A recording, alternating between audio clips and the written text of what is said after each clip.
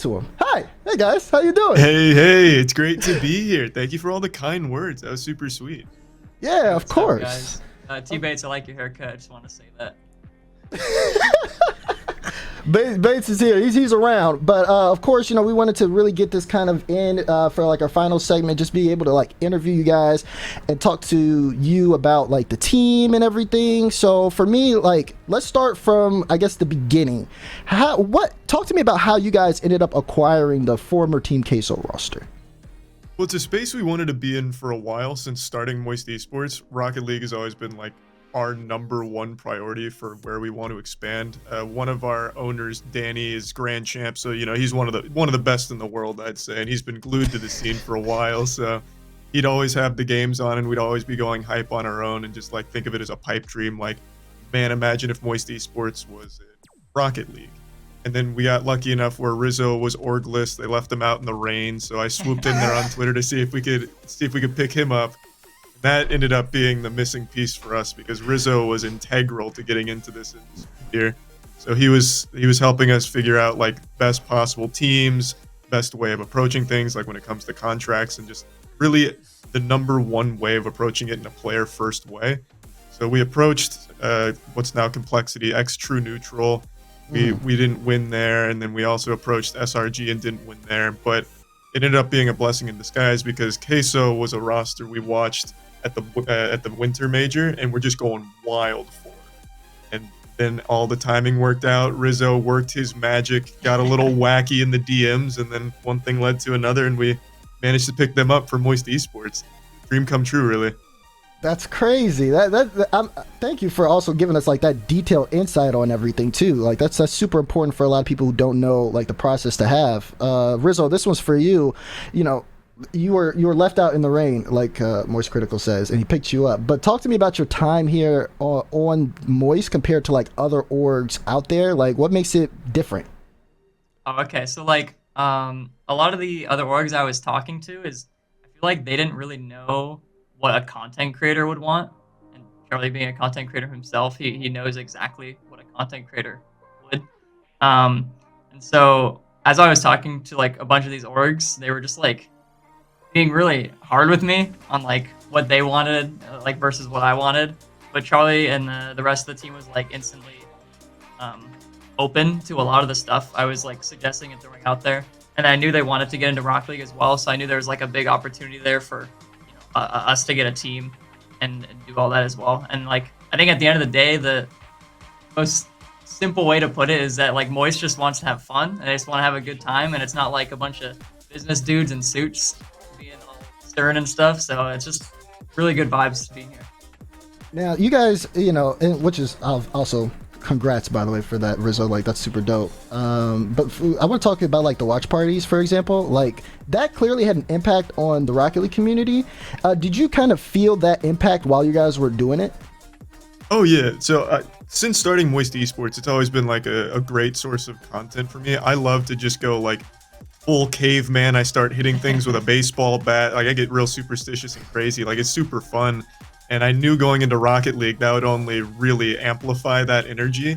So during the watch parties, you could see it. All of us were just losing our minds and just going really wild and just over the top. And I think that kind of hype is really fun, not just to like be there in person, but to watch.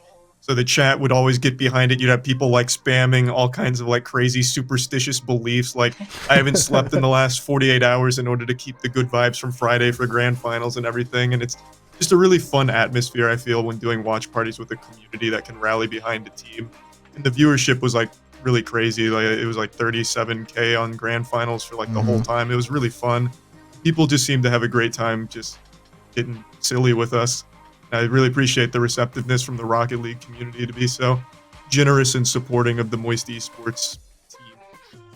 Yeah. Oh, yeah. No, I think that's like echoed, like even from like the top down. Obviously, we're really grateful to have you here on the show. But like I know RL Esports as top fives, and the guy who does it, his name's Spaceman. He's a really big fan, and I listened to it, and he just talks in like your voice during like the opening intro and everything. Just like does that whole kind of like soliloquy into it. So it does have a really an impact on us, because it's just been super exciting to be able to kind of see somebody come in and be the level of creator that you are, to also have that watch party with everybody at the who's a part of the team, sitting there enjoying the games, talking about the cast, all that stuff. Now, you said a little bit about like being there in person. Do you see yourself going to a Rocket League LAN sometime soon? Oh, absolutely. Like, I definitely want to. I have a bit of a phobia of flying, so I probably won't be going to the London one, but maybe if there's like a drivable distance one, perhaps in Dallas, for Worlds, when we end up sweeping all the way through there, I'll probably be there for that. But I definitely do want to get into the atmosphere, especially with everything Rizzo said. Everything I've seen, it looks amazing. Yeah, super. That'd be super dope to have you there. Talk to me about the team in terms of the support that you've given your team. Obviously, we see that kind of like public side of it where you guys are watching them play, but what's it like behind the scenes? Oh, I'm teaching them pretty much everything they know. I'm a Plat 2 specialist. The only reason I'm not SSL is bad teammates. So I've been giving them some like pointers and everything in that ballpark. And really, it's been us just having fun together. So like Rise and I played on stream for once and made me look really stupid, and it ended up being like a fun video and a fun stream. Then on more of like the contract side of things, I wanted to make sure like the players felt like we were always behind them, so we don't touch any like the prize winnings or anything. We really amped up the salary for the EU region based on everything I've heard. So it's really just giving them the support, because I believe they're the best team in the world. They can easily be the best team in the world, and just doing everything we can to prove that to them and let them know that we're here for whatever they need. I mean, if Rizzo has anything he could say for like any other things we've done, feel free. No, I think you really nailed it. Like, all the support is there behind the scenes as well. And like, as a previous pro player, Moist has given much more than any org would ever do. So they're getting paid. The vouch there. What'd you say? I said they're getting paid, Rizzo. Yeah, they're getting paid, Daz. They're getting paid. Well, that's good, because next time I see Joyo and Rise, we're going out. I'm having them pay. That's all I know. Everybody's calling me rich. I keep telling them that these players make more money than me. Okay, well, what the heck? Anyways, obviously, the world's conversation is happening, and I'm gonna give you the floor to kind of talk your team up here real quick. Where obviously you guys have been following Rocket League because you've been looking at the Middle East region, you were looking at complexity, but where do you see this current Moist roster in the overall world's conversation? Oh, number one by far. When you say like comfortably number one, I think there won't even be close games anymore. The last one was just a little bit, I'd say, like an appetizer. We could have taken BDS in winners finals, but thought just for the sake of content, why not drop to losers? A little wacky down there. So I think going forward, probably just clean sweeps across the board. They might not ever give up a goal again, honestly.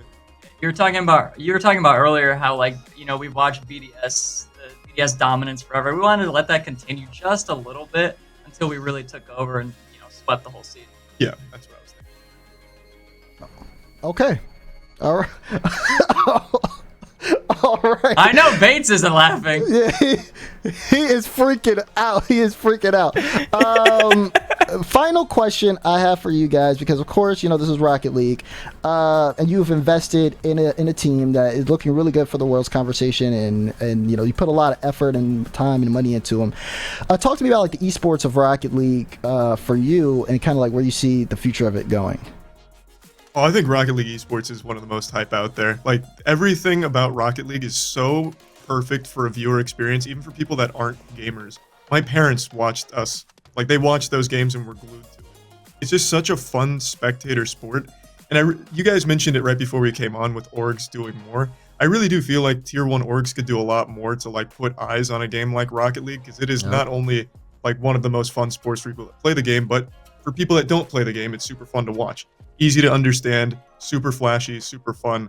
I just think Rocket League Esports is only just now on its come up. Like, I think the sky's the limit, and it's super exciting to be here right now, because it's only going to get bigger. And I really hope that coming up, more orgs will be doing like watch parties or more than just like a tweet every couple of weeks. I feel like that's just not enough for a game like Rocket League because it's so much fun. Whew, that got me emotional for a little bit. That's so great to hear. You have no idea, because I think a lot of us, who've been involved in the game see that, and we that's what we want. We keep going. We keep trying to make this esport the best thing it could possibly be, because we genuinely feel that way too. MoistCr1TiKaL, Rizzo, again, thank you so much for joining us on First Touch, to chat with us before, I'll have you guys here when we close out. Before we close out for First Touch this week, I want to give you two the floor. If there's anything you guys want to say to the community or any shout outs you want to make, the floor is yours. No real shout outs or anything other than like maybe follow Rizzo on Twitch. He's an up and coming streamer and we're doing everything we can to help, get him out of that small streamer category, I suppose. But he's, anything you can do, toss it Rizzo's way. And just a huge thank you to the community, honestly. The Rocket League community has been super sweet, and just wanted to say we really appreciate it. I want to give a special shout out to Charlie for dragging me out of the mud. Mm-hmm. Like you said, I was left all alone. I was basically in a cardboard box. Mm-hmm. He saved me, saved my life. I'm really, really thankful. I'm not a hero, though. I did it purely for business. Okay. Listen, everybody on Rocket League or on twitch.tv/Rocket League, thank you guys so much for joining us on this episode of First Touch. On behalf of all of our guests today, JG, MoistCr1TiKaL, and Rizzo, thank you guys for being able to join us on the show. And of course, to Roll Diz and T-Bates, thank you guys for, again, joining on the show every week, as you all do. This is going to be it for us this week. Catch us next week on Wednesday at 1 p.m. Eastern. Tell all your friends, especially in those Reddit threads, because we'll be back for more. And of course, be good to each other. I'll see you guys later.